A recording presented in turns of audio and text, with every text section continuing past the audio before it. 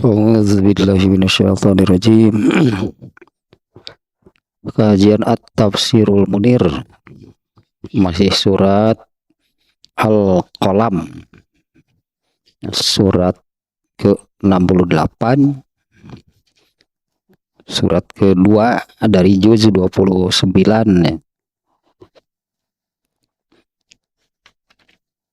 Sudah ke bagian terakhir ya, yang kemarin. Di bagian akhir itu dimulai dari ayat 44 ya, sampai terakhirnya ini dijadikan satu bagian nih di dalam kitab At-Tafsirul Munir ini. Baru satu ayatnya yang kemarin. Fazarni wa may yukadzibu bihadzal hadis sanastadrijuhum min haitsu la ya'lamun. Ya, biarkanlah aku dan orang-orang yang mendustakan kalam, ucapan, atau yang dimaksud Al-Quran ya. Yang maksudnya adalah mereka, orang-orang yang mendustakan Al-Quran, ya, orang-orang yang durhaka itu menjadi bagian Allah. Ya, seolah-olah biar ini urusanku nih, mereka yang orang-orang yang durhaka itu. Sanastadrijuhum, nah yaitu aku akan mengistidrajkan mereka. Ya, diistidrajkan, ya disiksa itu oleh Allah secara perlahan, secara berangsur, min haitsu la ya'lamun, ya dari arah atau dengan cara lah yang di luar jangkauan mereka, ya, dengan cara gitu yang tidak disangka-sangka, dengan cara yang yaitu di luar dugaan, apapun lah itunya, apapun dengan cara bagaimanapun, dari arah manapun itu Allah bisa mengazab mereka. Ini yaitu diistidrajkan. Nah, orang-orang yang durhaka itu ya, ini berlaku umum ya ayat ini ya. Orang-orang yang durhaka itu diistidrajkan itu oleh Allah. Yaitu ya, makna harfiahnya ya, istidraj itu disiksa gitu oleh Allah secara berangsur. Jadi tidak sekaligus, maksudnya kan tidak sekaligus, tapi disiksanya secara berangsur. Di apa namanya, bahasa Sunda dituntut gitu. Terus itu disiksanya itu, nah itulah ya berangsur lah sebutannya ya. Nah, sampai di sana nih ya, nah cirinya itunya orang yang kena istidraj. Kalau ya orang kafir, karena kan memang tidak ada ketaatan sama sekali. Kalau orang kafir ya tidak ada ketaatan sama sekali kan, apa namanya, pada orang kafir. Nah, Allah mengistidrajkannya itu ya dengan cara, jadi di sini nah, nanti di ayat berikutnya gitu ya, di ayat berikutnya. Jadi tidak segera mematikan mereka, umurnya dipanjangkan, tapi dipanjangkannya itu hanya untuk memperbanyak supaya lebih banyak lagi gitu dosa-dosa mereka. Dan selama hidupnya itu ya, oleh Allah itu disiksa secara berangsur, artinya terus menerus disiksa oleh Allah sebetulnya. Nah, hanya manusianya sendiri yang tidak menyadari. Kadang-kadang manusia itu kan apabila mendapatkan azab sebetulnya dari Allah, kadang-kadang manusia berpikir apa yang salah gitunya dari dirinya. Nah, seolah-olah oh ini kesalahannya. Tanpa berpikir bahwa itu azab dari Allah. Nah, hal seperti itu terus oleh Allah diberi yang demikian. Nah, pika pejet tungtung nama. Nah, ayat berikutnya sekarang ya. Wa umli lahum. inna kaidi matin. Nah, pendek ya ayatnya ya, yang ke 45 ya. Wa umli lahum inna kaidi matin. Ini satu ayat dulu yang itu ya. Wa umli lahum, dan aku beri mereka waktu. Nah, itu yang oleh Allah itu dipanjangkan umurnya, kurang lebih demikian lahnya, kita semua nyebutnya demikian. Oleh Allah itu dipanjangkan umurnya. Inna kaidi matin, sesungguhnya tipu dayaku, yaitu yang maksud tipu daya di sini adalah yang memperdaya mereka. Itulahnya yang memperdaya mereka. Ya diperdayalah sampai tua kaya. Itu istidrojnya itu demikian gitunya, disiksa oleh Allah secara berangsur. Sesungguhnya tipu dayaku dengan makna demikiannya, tipu daya itu adalah memperdaya. Nah, atau kalau bukan tipu daya, apa sih terjemahnya dengan maksud demikian? Mereka itu oleh Allah itu diperdaya. Apa lagi bahasanya? Diperdaya. Jadi kalau kata bedanya apa? Kok perdaya deh. Hari daya itu pantas deh. Sesungguhnya daya aku alah itunya sangat kokoh kuat. Ya, artinya kokoh kuat, tidak bisa dilawan gitu, tidak bisa dilawan nih. Kalau Allah sudah menurunkan azab, artinya itu tidak bisa dilawan, tidak bisa dilawan, tidak bisa disanggah, tidak bisa dihindari, tidak bisa dihilangkan.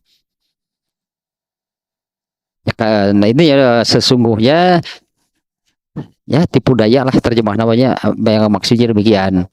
Nah, ayatnya pendeknya yang barusan ayat ke-45, wa umli lahum, dan aku memberi waktu kepada mereka. Inna kaidi matin, sesungguhnya tipu dayaku itu amat kokoh. Nah, kurang lebih lah terjemahnya demikian. Nah, sekarang nih penjelasannya nih.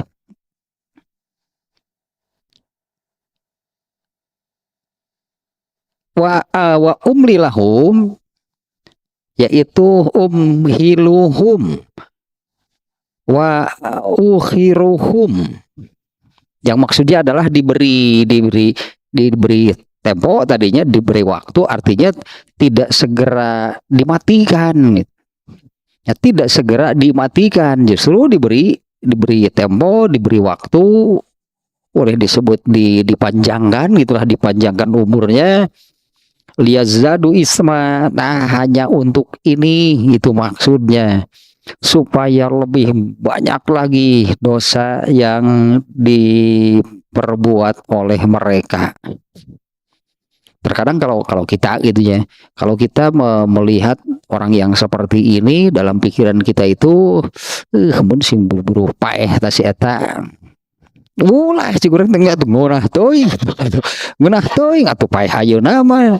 Dosana saeutik keneh. Nah, karena ya Allah sudah berfirman seperti ini, umhiluhum, aku beri waktu mereka, di mana Allah memberi waktu, memanjangkan umur mereka itu, liyazdadu isman, supaya lebih banyak lagi, supaya terus bertambah dosa-dosanya, wayat tawarrotu, dan supaya kejatuhannya itu lebih apa namanya, supaya kejatuhannya itu lebih. Nah, karena yang namanya istidroj itu kan seperti ini.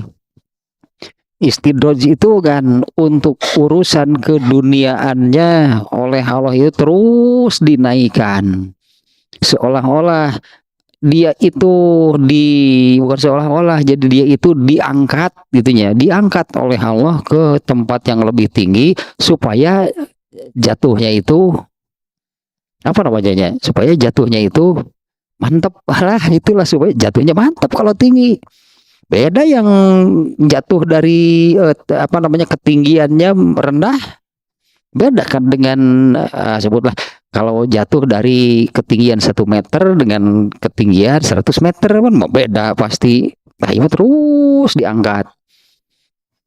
Nah, supaya kejatuhannya itu, nah, itu bahasananya.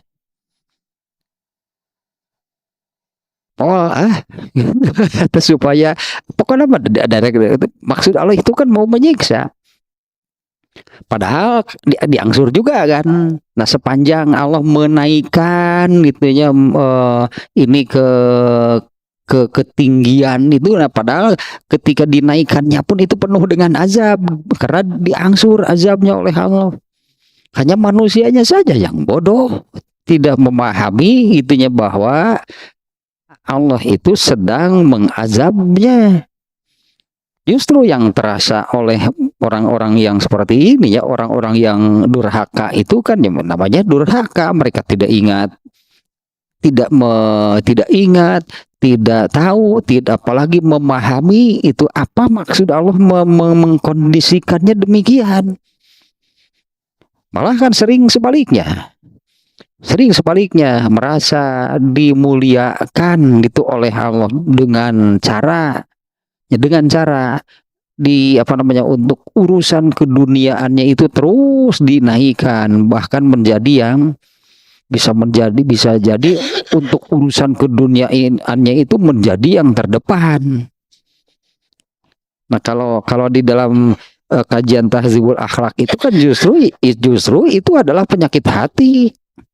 Hubur riyasati dunyawiyah gitu kan, penyakit hati nomor 3-nya hubur riyasati dunyawiyah, menginginkan, menyukai itulah menjadi yang terdepan, itu yang tertinggi, yang terhebat dalam urusan keduniaan. Diarahkan ke sana itu oleh Allah diistidrajkan. Jadi dia pasti dia suka. Ada berartinya di dalam hatinya penyakit hati ini, yaitu hubburiyasati dunyawiyah. Memang dianya pun menginginkan yang demikian, tapi dia tidak sadar hakikatnya sebetulnya Allah sedang mengangkatnya ke tempat yang lebih tinggi untuk dijatuhkan. Padahal sepanjang selama Allah menaikkannya pun di situ sudah banyak azab, karena istidraj itu kan azabnya berangsur. Nah, wa lahum itu aku biarkan, aku beri tempo, beri waktu kepada mereka. Nah, ini yang ngeri sebetulnya kan, ini maksud Allah, liyazdadu isma, supaya dosanya itu terus bertambah, supaya dosanya itu semakin banyak. Nah, maka istidraj itu suka juga diartikan naik ke bawah. Dengan arti kalau di dunianya, keduniaannya terus oleh Allah dinaikkan, tapi untuk di akhiratnya nanti itu berbanding terbalik. Di dunianya terus diberi, terus ditambah, terus dinaikkan. Padahal maksud Allah itu ini supaya lebih banyak lagi dosa mereka. Padahal kan semakin banyak dosa seseorang maka semakin dalam di nerakanya. Ya semakin banyak, semakin besar itu dosa seseorang, ya semakin dalam di nerakanya. Nah, itu naik ke bawah di dunianya naik, padahal nanti di akhiratnya di nerakanya di nerakanya itu akan masuk ke neraka yang lebih bawah lagi. Nah, untuk menambah dosa mereka dan untuk menjatuhkan mereka, diangkat bahasa Sunda itu diangkat sebenarnya mereka dibubutkeun ieu teh tidak sadar. Orangnya tidak paham, tidak mengerti, itu ya manusianya tidak mengerti.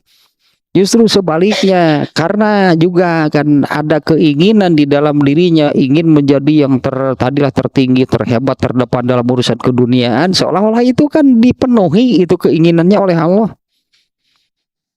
Dan mengira bahwa Allah menyayanginya dengan cara demikian, dipenuhilah keinginan ingin menjadi yang paling gitulah dalam urusan keduniaannya.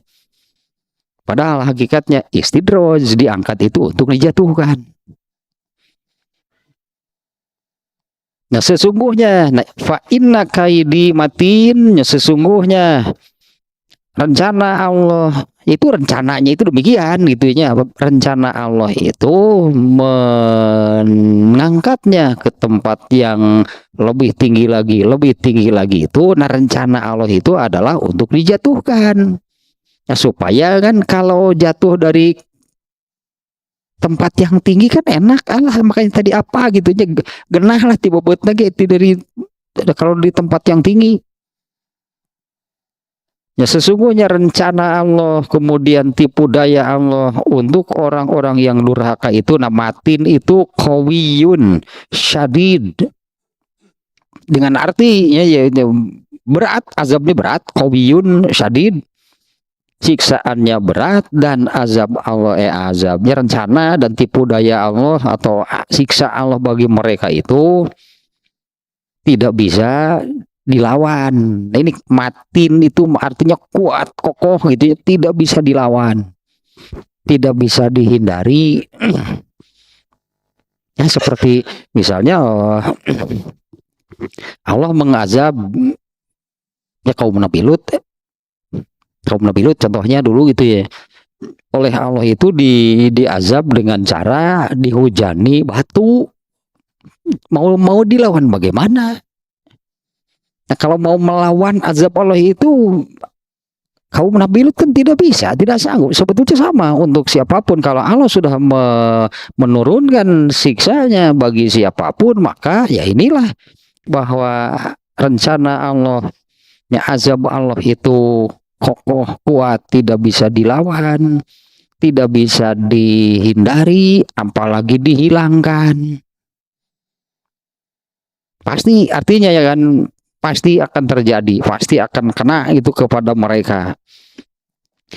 Nah, fala yafutuni syai'un, maka tidak ada hal sekecil apapun yang luput bagi Allah. Ya, tidak ada hal sekecil apapun yang luput dari Allah, dari mereka, dari orang-orang yang, nah di sini maknanya menjadi tiga gitunya, orang-orang yang durhaka itu. Man kholafa amri, siapa yang bahasa kitanya apa ya, menyelisihi, artinya sengaja mengambil jalan atau cara di luar yang sudah ditetapkan oleh Allah.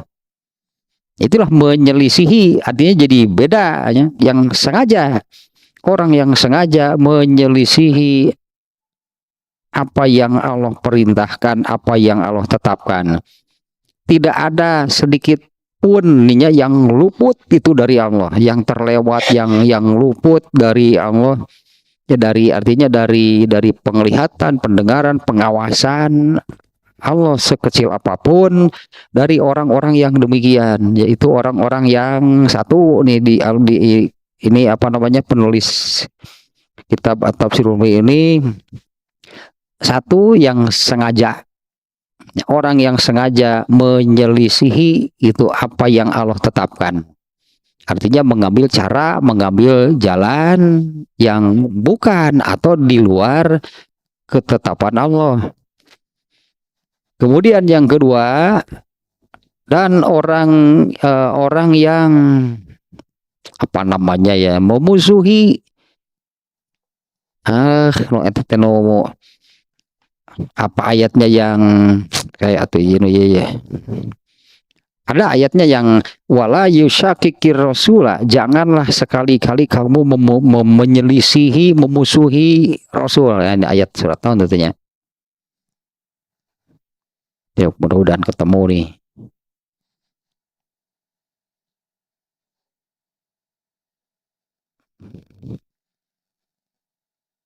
An-Nisa 115.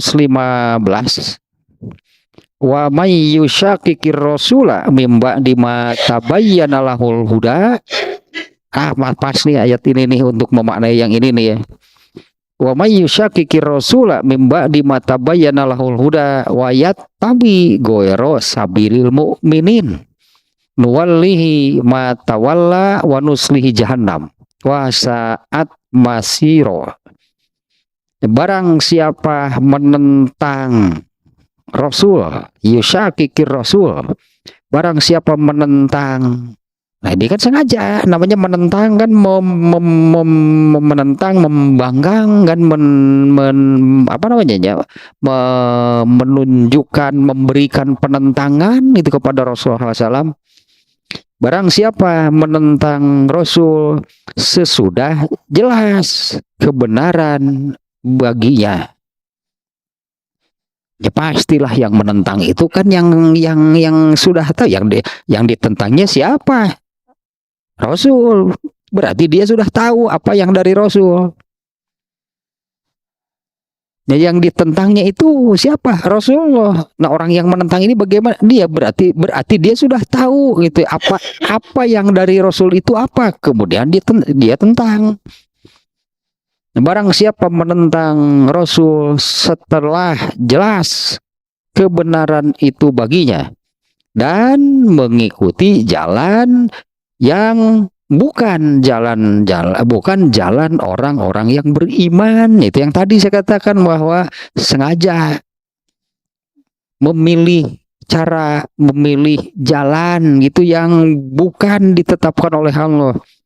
Nah, kalau ayat ini menyebutnya mengikuti jalan yang bukan jalan orang-orang yang beriman.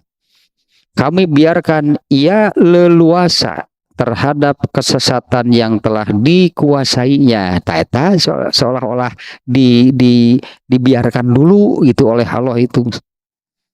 Padahal maksudnya kalau di ayat yang ini Allah membiarkan itu dengan maksud supaya lebih banyak lagi dosa mereka, lebih besar lagi dosanya. Supaya kejatuhannya itu apa namanya? Tadi saya tanya kejatuhannya itu apa gitulah bahasanya. Garah tibebut nanti mantap gitu kalau dari tempat yang tinggi. Kami biarkan mereka leluasa terhadap kesesatan yang telah dikuasainya itu. Ya, mereka itu leluasa apa namanya, merasa aman, merasa bergembira, bahkan mereka itu merasa dimuliakan, diberi kelebihan, keutamaan oleh Allah. Mereka merasa itu dimuliakannya itu dengan cara demikian. Dan kami masukkan ia ke dalam jahanam. Taeta kejatuhan terakhir yang sesungguhnya.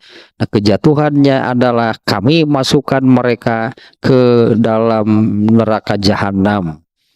Dan neraka jahanam itu seburuk-buruk tempat kembali. Kemudian satu lagi di surat Al-Anfal ayat 13. Apa nih ya, sambungan ya, ini ayat 13-nya saja nih. Zalika bi annahum yushaqullaha wa rasulah wa may yushaqiqillaha wa rasulahu fa innallaha syadidul iqab. Ngeri sebetulnya ayat ininya, kerasnya Allah itu amat-amat keras sebetulnya. Nah, ketentuan yang demikian itu adalah karena sesungguhnya mereka itu menentang Allah dan Rasulnya. Dan barang siapa menentang Allah dan Rasulnya, maka sesungguhnya Allah itu amat sangat keras siksaannya.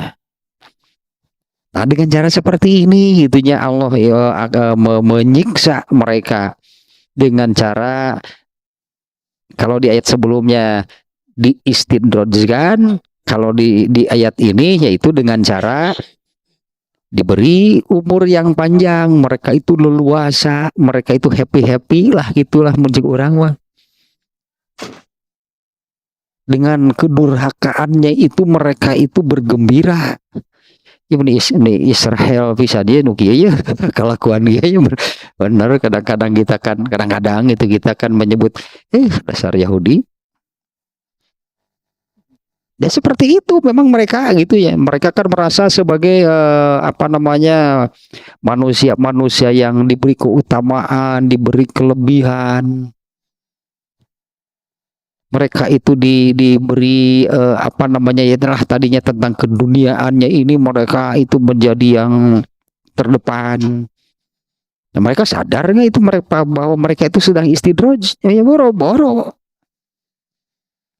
Yang baru-baru mereka menyadari bahwa ini istidraj dari Allah. Padahal mereka itu sudah jelasnya kalau di ayat ininya menentang Allah dan Rasulnya. Kemudian satu lagi wajtaro'a ala maksiati, dan yang berani itu berbuat maksiat. Berani jadi bahasanya di sini berani, di sini sengajaan ya, soalnya di sini kesengajaan. Mereka berani sengaja, talita menjadi berani sengaja berseberangan, jadinya ya berseberangan dengan apa yang Allah tetapkan. Nah, maka ini kalau contohnya orang Yahudi ya. Kalau contohnya orang Yahudi, yaitu yang di surat Al-Maidah ayat 42. Kalau mereka itu tahu kalau di dalam agama Islam gitu, ini kan agama Islam itu agama yang terakhir dari Allah ya. Kalau mereka itu tahu sesuatu itu diharamkan di dalam Islam, maka mereka akan sengaja, justru mereka suka yang demikian. Orang Sunda mah jeung hajakeun ya pokoknya mah. Hajakeun karena itu dilarang itu oleh Allah. Nah, maka mereka akan sengaja mengambil jalan yang berseberangan. Nah, maka itu di surat Al-Maidah ayat 42-nya yang menerangkan ini menjadi mendarah daging itu pada diri mereka. Mereka itu yaitu suka, gemar, hobi, dusta, dan apa yang haram. Ini kan justru dilarang keras di dalam Islam. Nah, mereka itu kalau tahu bahwa ini diharamkan oleh Allah, justru mereka itu jadi naon ya, jadi gemar, jadi suka, dijadikan hobi begitu nanti. Tata menu ya tah yusyakikillah wa rasulah, sengaja mereka menentang. Jadi mereka berbuat dosanya itu sengaja untuk menunjukkan penentangan kepada Allah. Kalau orang Yahudi kan alasannya dengan mereka kata saya lupa lagi. Sekarang ini kan banyaknya video-video tentang ya, atau pokoknya terkait Palestina, terkait dengan Israel, dengan Yahudi sekarang ini sangat banyak. Nah, diantaranya sampai hari ini mereka merasa bahwa Yahudinya, orang-orang Yahudi, orang-orang Israel mungkin ya, mereka itu adalah manusia yang diberi kelebihan, diberi keutamaan oleh Allah, sehingga mereka itu dengan mengatakan demikian, mereka itu bebas berbuat apapun. Sampai hari ini pemahamannya demikian. Di Quran juga ada. Itu yang di surat Al-Maidah berapa? 18 itu. Ini ayat nanti yang nahnu abnaullah, mereka orang Yahudi, orang Nasrani mengatakan ya, Bani Israel, kami ini adalah anak-anak Allah. Nahnu abnaullah wa ahibba'uh. Katanya tinggal di ayatnya ya. Aneh otak kalau apa namanya mereka nih ahlul kitab lah, karena mereka itu kan Bani Israel.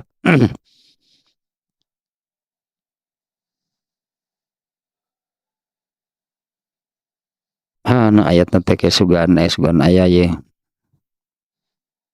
Gak ketemu lagi. 19 ya, ada Al-Maidah 18-nya. Keluar redaksinya tadi. Ya kita baca nih ya redaksinya nih.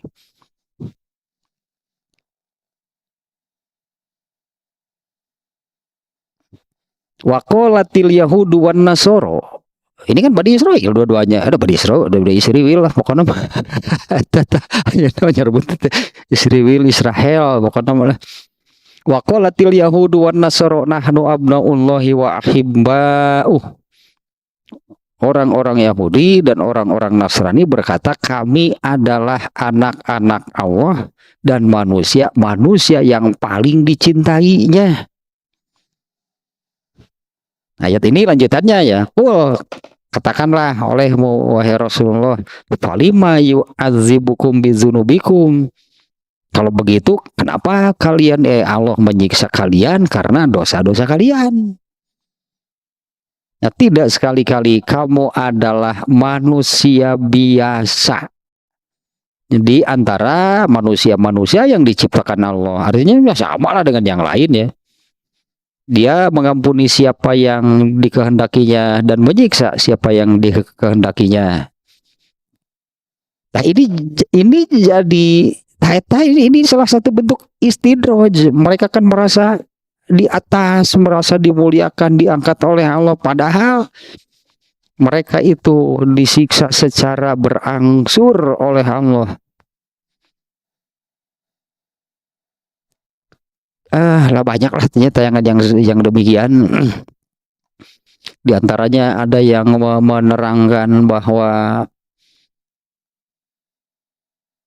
awal terbentuknya negara Israel itu dengan memanggil orang-orang Yahudi yang ada di seluruh belahan dunia lah gitu ya, dengan menyebutkan bahwa disinilah tempat yang aman bagi mereka, karena sebelumnya kan mereka diusir-usir dari mana-mana.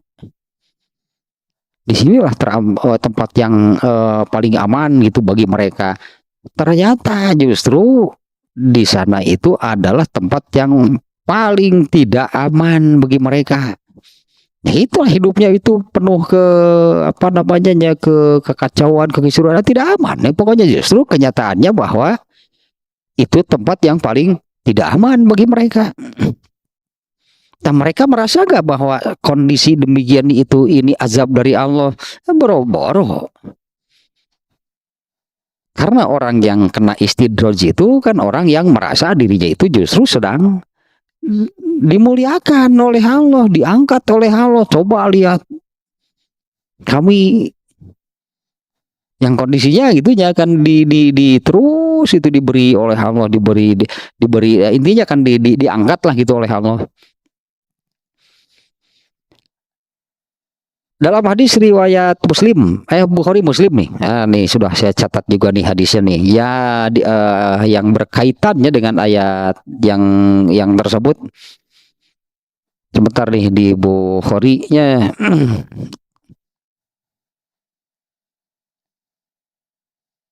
Ini di Bukhari Muslim sama sebetulnya, ininya ya, lafadznya sama.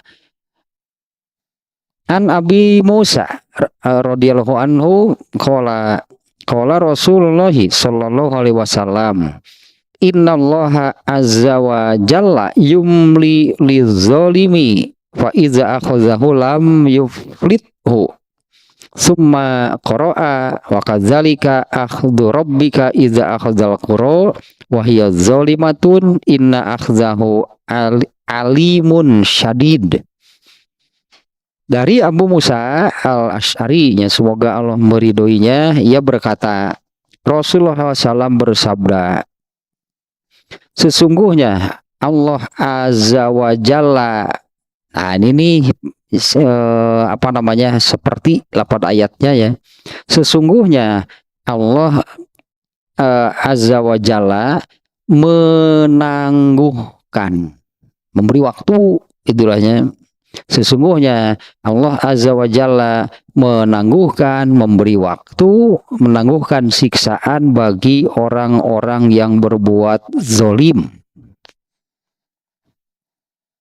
Apabila Allah menghukumnya, ngerinya, yaitu yang matin itu tadinya, inna kaidi matin di ayatnya. Tapi apabila Allah telah menghukumnya, maka siapapun tidak akan mampu untuk melepaskan, untuk menyelamatkan dirinya. Melepaskan dirinya, maka tidak ada siapapun yang mampu untuk melepaskan diri, menyelamatkan dirinya dari azab tersebut. Kemudian Rasulullah SAW membacakan ayat yaitu surat Hud ayat 102.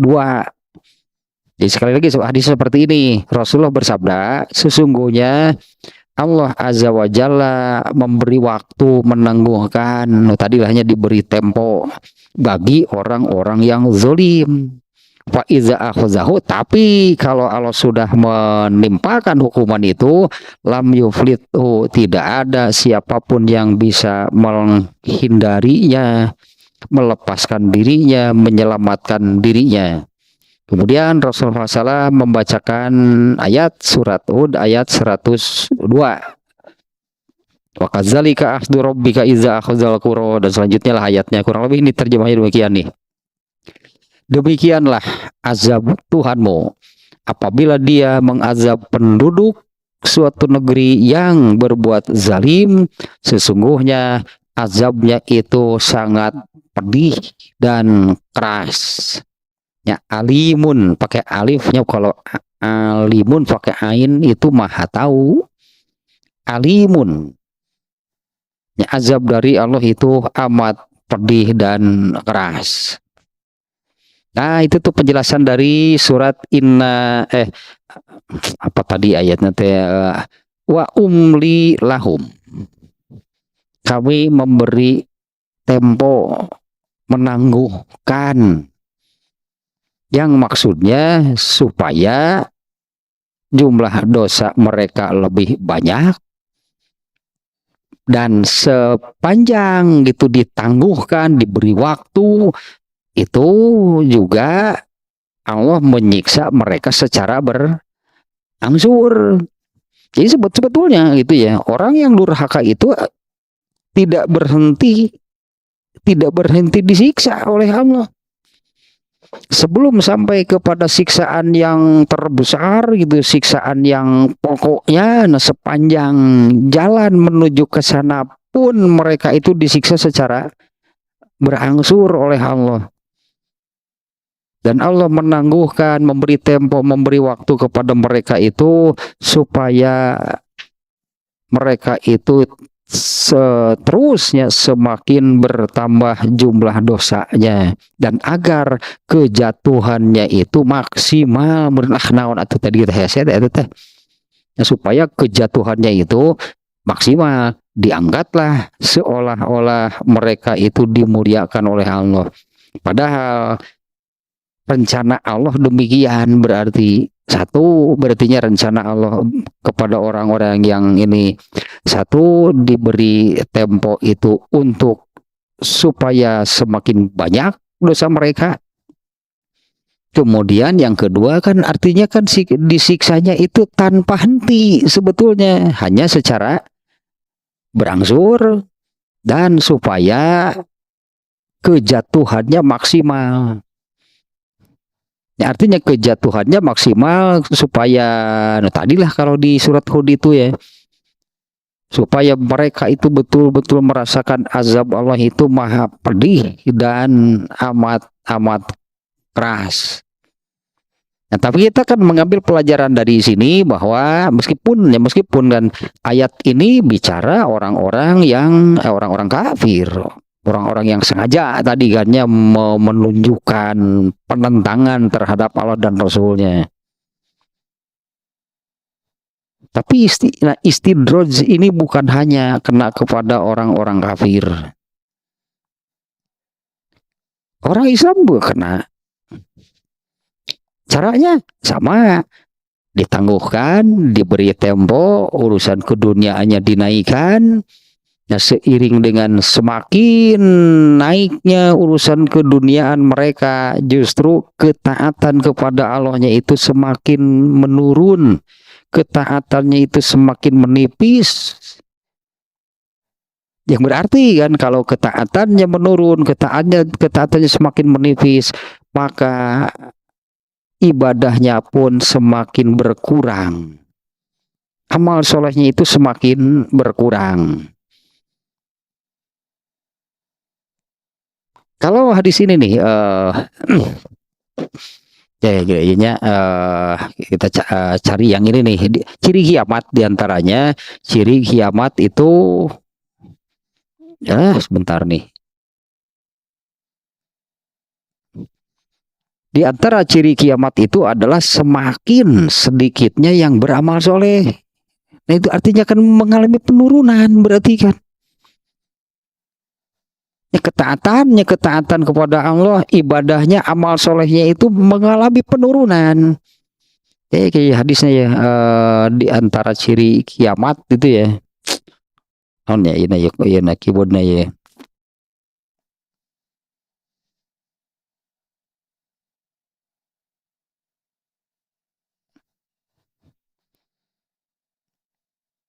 Ini nih, hadisnya ya.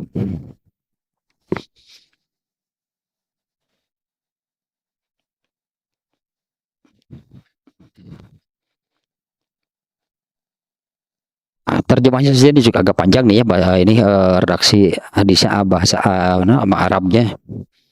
Dari Abu Hurairah, semoga Allah meridhoinya, Nabi SAW bersabda tentang tanda-tanda kiamat.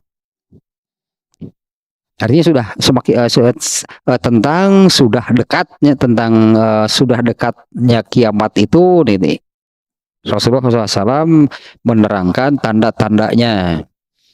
Zaman atau waktu terasa sangat cepat berjalan. Ya, waktu terasa sangat cepat berjalan.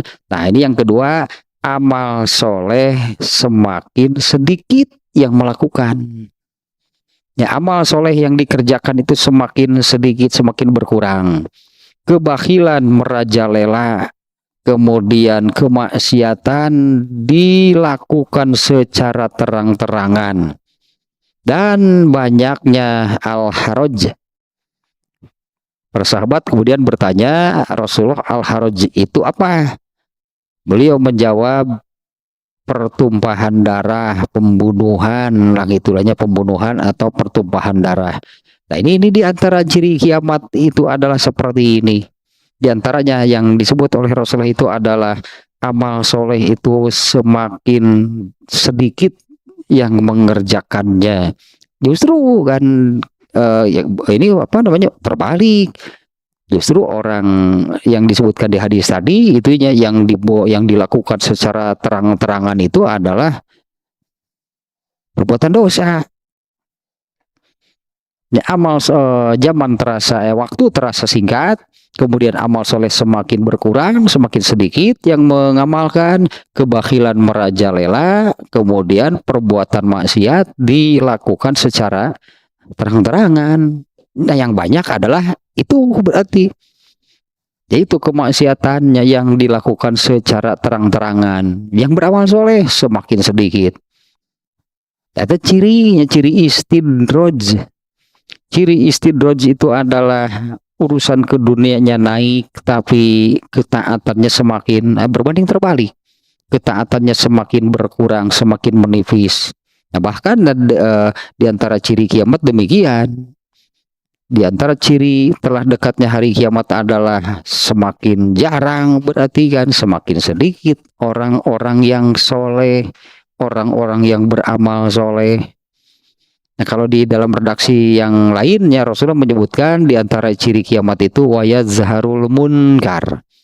Justru kemungkaranlah yang apa namanya ya? Bahasa Sunda nama nemrak. Justru kemungkaranlah yang nampak. Sulit berarti nanti akan sangat sulit gitu ya, apa namanya, mendapati atau menemukan orang yang taat, orang yang beramal soleh.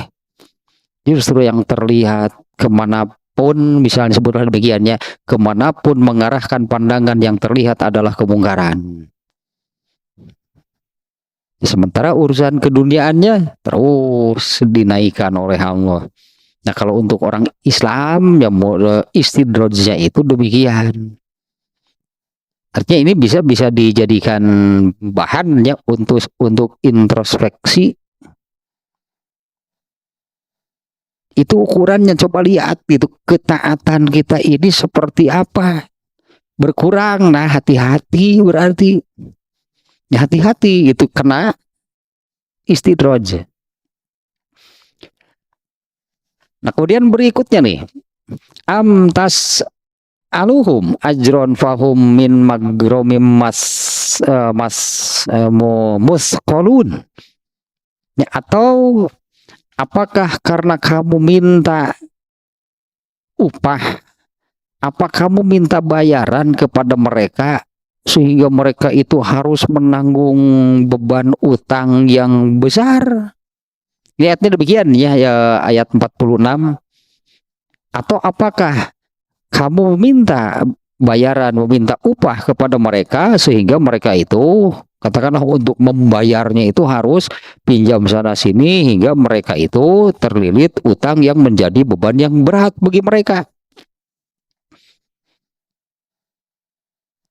Dalam hal ini apa mereka tidak mau, malah yang tadinya disebutkan mereka itu malah sengaja menentang, sengaja mendustakan Rasulullah. Mereka itu bahkan sengaja secara terang-terangan justrunya berbuat dosa, berbuat maksiat. Nah, kenapa mereka demikian? Kenapa mereka tidak mau taat? Nah, ayat berikutnya yang sekarang ini, apa karena kamu minta bayaran kepada mereka yang mereka tidak sanggup untuk membayarnya kalau taat? Ya, apa kamu itu meminta bayaran kepada mereka?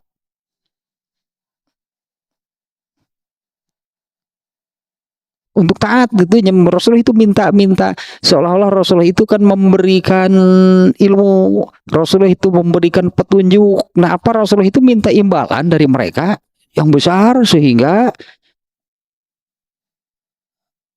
apa namanya, sehingga mereka gitu kan begini, sehingga mereka itu harus pinjam sana sini dan akan menjadi utang yang akan membebani mereka. Ya, amtas aluhum ajron, atau karena kamu yang minta bayaran kepada mereka. Fahum min magromin muskolun, sehingga mereka itu menjadi punya beban utang yang berat, membebani bagi mereka. Ya, apakah kamu yang memintanya? Hal tolabta minhum ajron, apakah kamu minta bayaran dari mereka? Fa'arodu an ijabatika bihadzas sabab, sehingga mereka itu apa namanya ya tadilah, sehingga mereka itu malah menghindari, malah menjauh yang semestinya mereka itu memenuhi ajakan dakwah. Itulah dakwah yang mengajaknya. Yang semestinya mereka itu adalah memenuhi apa yang ajakan itu, ajakan Rasulullah. Itu ajakannya adalah beragama Islam, ya, beragama Islam, masuk Islam.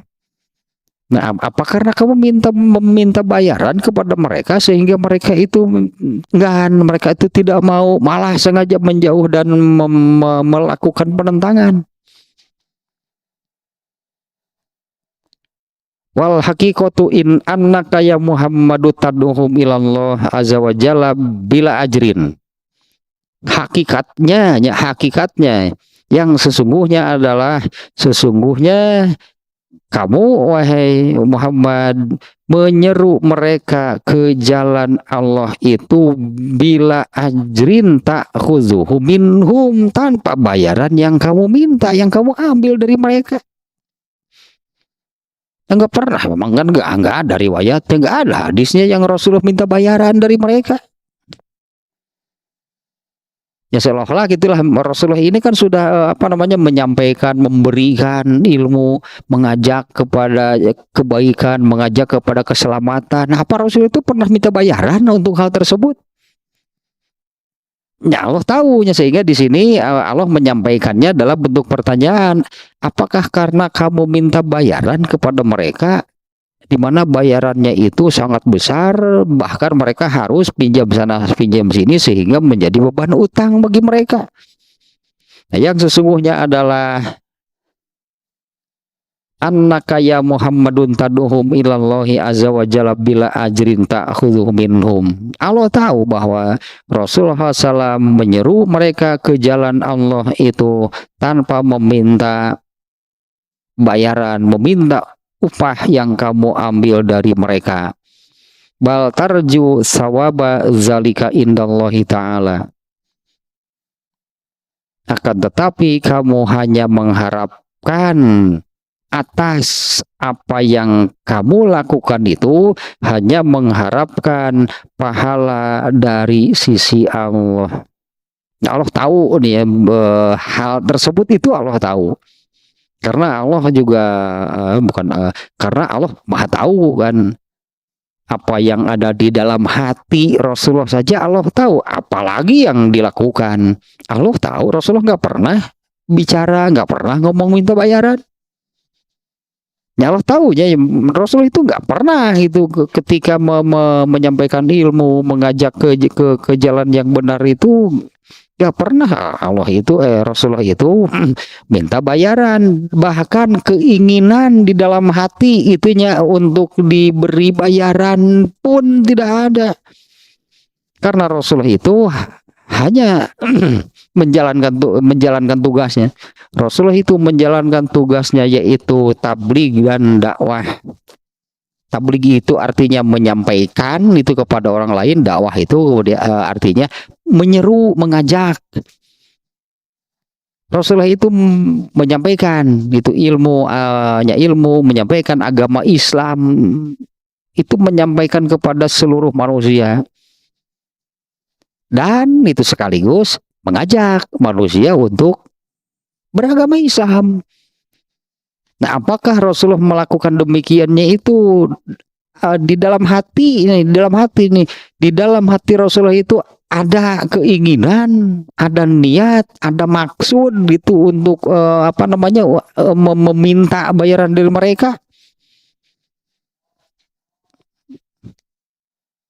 Allah tahu apa yang ada di dalam hati Rasulullah. Nah, hal tersebut itu tidak ada. Rasulullah menjalankan tugas dari Allah, menjalankan tugas kenabiannya, kerasulannya, yaitu duanya, tabligh dan dakwah lah gitunya kita sebut demikian. Rasulullah menjalankan tugasnya yaitu menyampaikan ilmu yang diturunkan oleh Allah, lalu mengajak mereka. Jangankan betul-betul dilakukan, ada keinginan di dalam hati Rasulullah untuk meminta dan mendapatkan bayaran dari sesama manusia itu tidak ada. Rasulullah SAW itu hanya mengharapkan pahala balasan atas apa yang dilakukannya, melaksanakan tugas kenabian itu hanya mendapatkan balasan, mendapatkan pahala dari sisi Allah.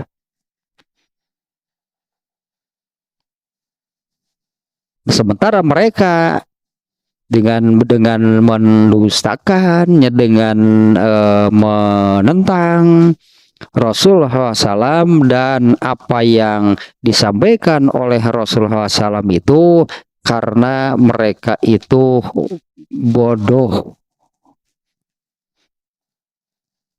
Orang yang berani menentang Allah dan Rasulnya, ya pastilah masa orang pintar menentang Allah. Pastilah itunya, karena ini dasarnya adalah karena kebodohan, berani menentang Allah. Itu yang tadinya yang disebut menentang Allah itu sengaja gitu mengambil cara dan jalan yang berbeda dengan yang sudah ditetapkan oleh Allah.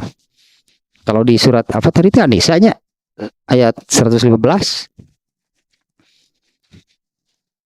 barang siapa menentang Rasulnya dan mengambil cara jalan bukan mengikuti jalan, bukan jalan orang-orang yang beriman gitu. Kalau ayatnya tadinya ya artinya mereka mengikuti jalan yang bukan ditetapkan oleh Allah. Kenapa demikian? Alasannya karena mereka itu bodoh. Nah, bodohnya itu kan seperti ini. Apa sih yang salah itulahnya? Apa sih yang salah dari yang disampaikan oleh Rasulullah itu, ada yang salah nggak? Kalau salah, bantah. Artinya, ya coba bantah, coba tunjukkan yang benarnya bagaimana. Kita ambil contoh yang paling inilah ya, yang paling apa namanya, yang paling cerdas itulah, yaitu Abu Jahal. Abu Jahal itu kan kejeniusannya itu kan sepadan, setara, sejajar dengan Umar bin Khattab. Menurut Abu Jahal, Rasulullah itu benar atau salah? Ada yang salah, ada yang kurang. Abu Jahal mengakui Muhammad itu benar, tapi aku tidak akan beriman. Nah, tapi pengakuannya diakui bahwa apa yang disampaikan oleh Rasulullah SAW itu benar, tidak ada yang salah. Sementara Abu Jahal itu melakukan penentangannya, kufur terhadap apa yang disampaikan oleh Rasulullah itu kan bukan karena ada yang salah, bukan karena ada kelemahan kekurangan pada apa yang disampaikan oleh Rasulullah. Karena yang disampaikan oleh Rasulullah itu adalah ad-dinul haq, agama yang benar. Abu Jahal dulu mengakui tidak ada yang salah, semuanya benar. Muhammad itu benar. Tetap bodoh nanti. Dan sebutan Abu Jahal teh bahasa kira si dungu lah gitulahnya. Bapaknya kebodohan atuh. Bapaknya kebodohan mata iya ya. Abu Jahal. Padahal Abu Jahal itu nah sedikit saja ini juga pernah nih. Nama aslinya itu Amr bin Hisham. Amr bin Hisham. Sebelumnya dia ini mendapat kunyah, bahasa Arabnya kunyah, namanya kunyah sebutan Abul Hikam. Justru Abul Hikam itu sih benar. Karena dulu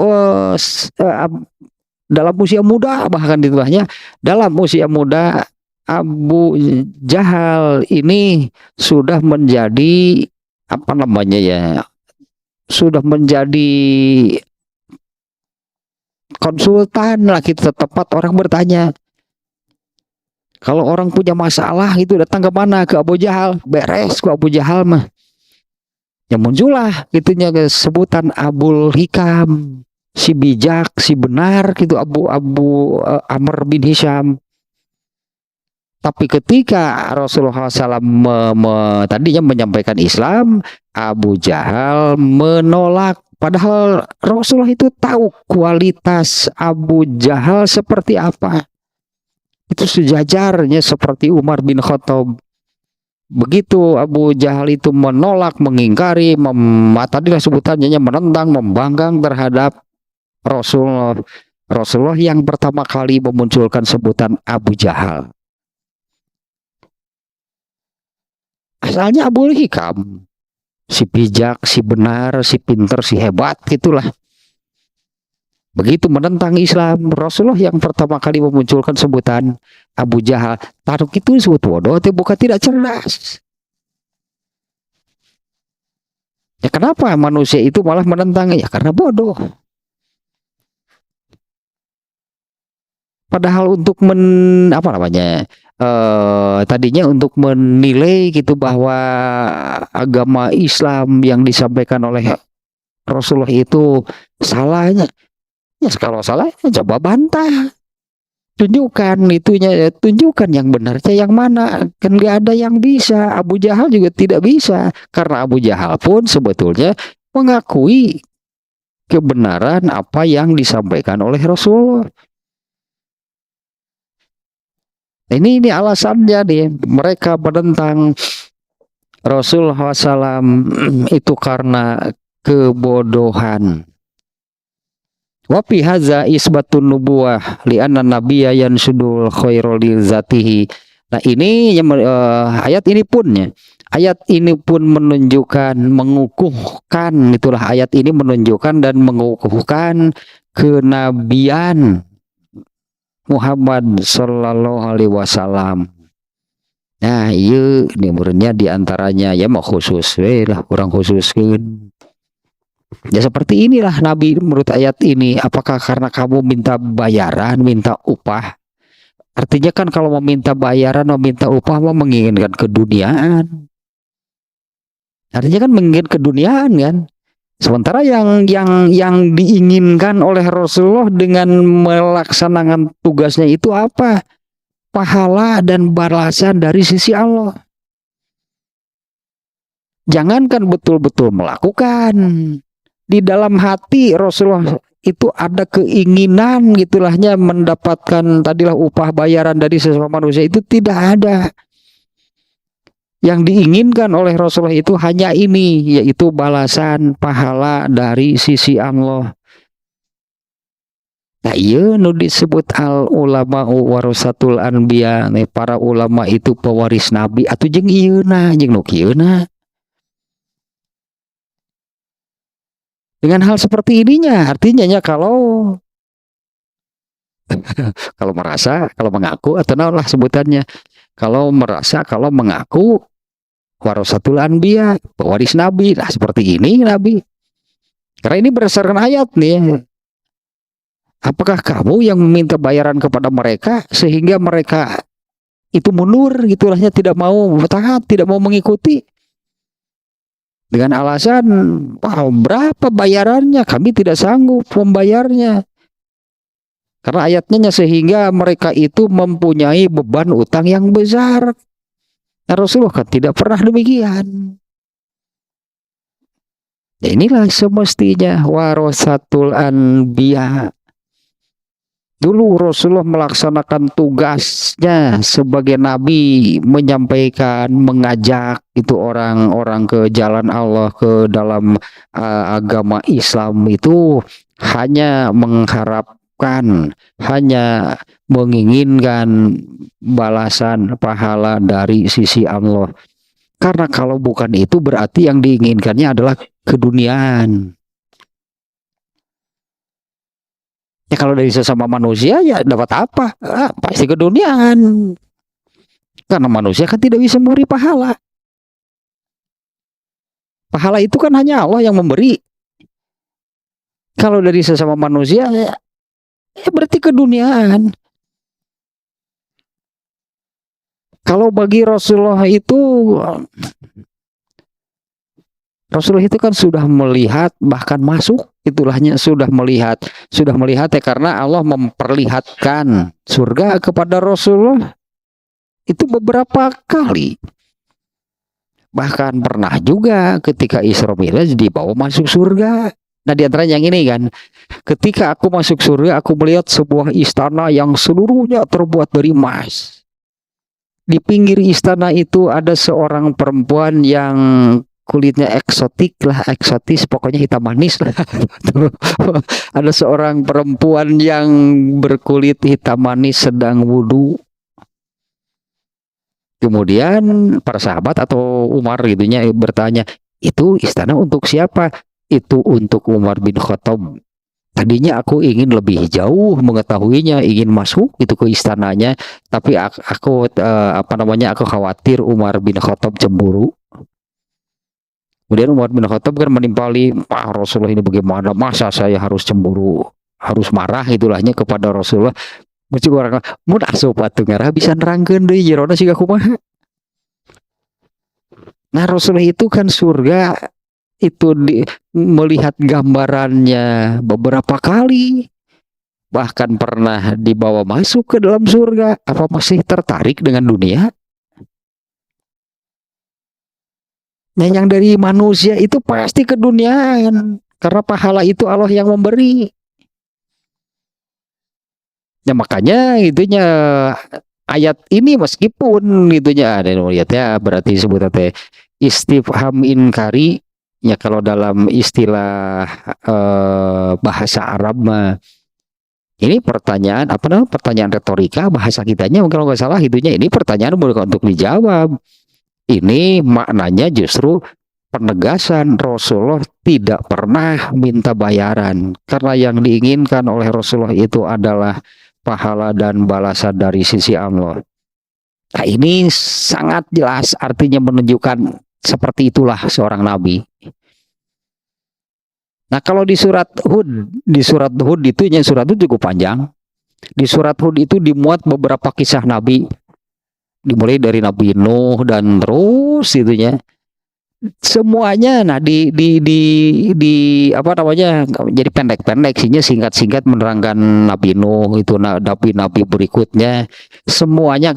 Seingat saya di ayat-ayat tersebut yang menerangkan semua nabi tersebut, nabi itu mengatakan iya satu udah ayat nagenya naon tetenya no, aku tidak minta bayaran. Nah semua nabi demikian. Surat Hud mulai ayat berapanya nerangkeun nabi itu 20-an itu.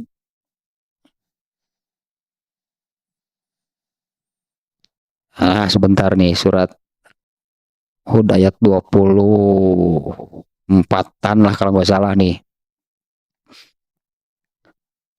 25 tuh, walaqad arsalna nuhan ila qaumihi inni lakum nadzirum mubin. Yang mananya yang aku tidak meminta bayaran dari kalian. Aku hanya mengharapkan, sama nih semua nabi. Nah, makanya ayat ini ayat 29.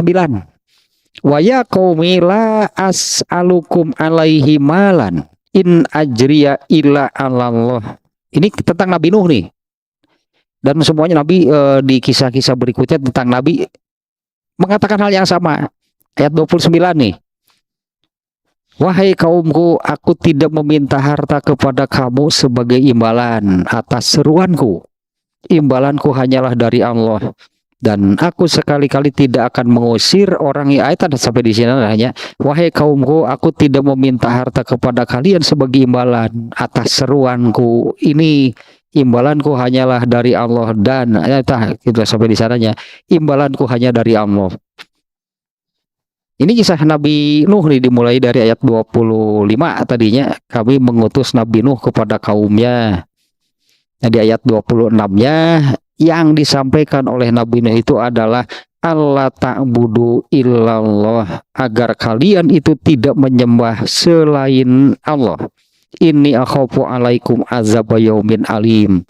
Sesungguhnya aku khawatir atas kalian yang akan menimpa kalian azab pada hari yang sangat pedih. Terserah sampai di berapa ayat, berarti dua ayat ayat 45 dan 46 ya. Kalau ayat 40 nyelamnya sebetulnya lebih nyambung ke ayat 44 ya. Istidraj. Kemudian kalau di ayat 45-nya Allah menangguhkan, memberi mereka waktu dengan maksud untuk semakin bertambah, semakin banyak dosa mereka.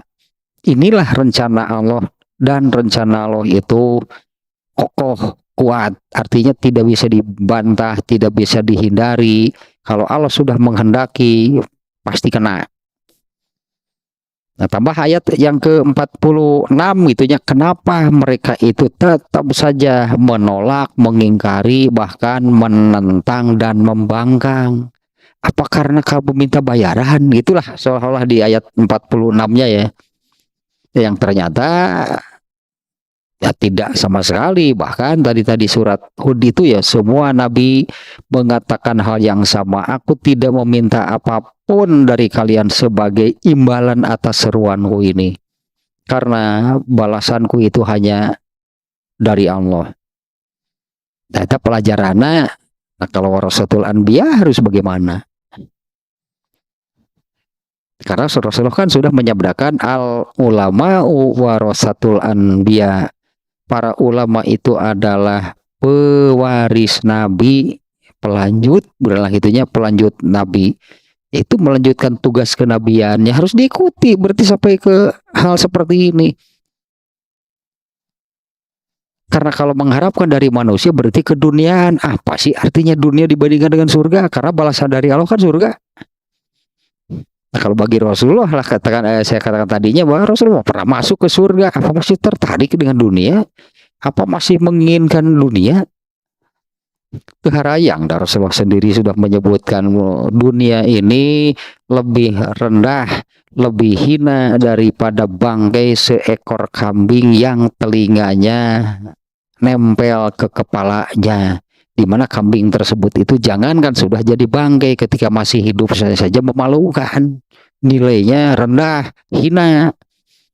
Tidak ada orang yang mau memiliki kambing yang telinganya nempel ke kepalanya. Dipicen dah mencurang, malah kalau ada orang yang ternak kambing lalu salah satunya ada yang telinganya nempel, anggus dipicen, itu mah hina, itu aib. Dunia itu lebih rendah dari yang seperti itu. Masa Nabi menginginkan keduniaan?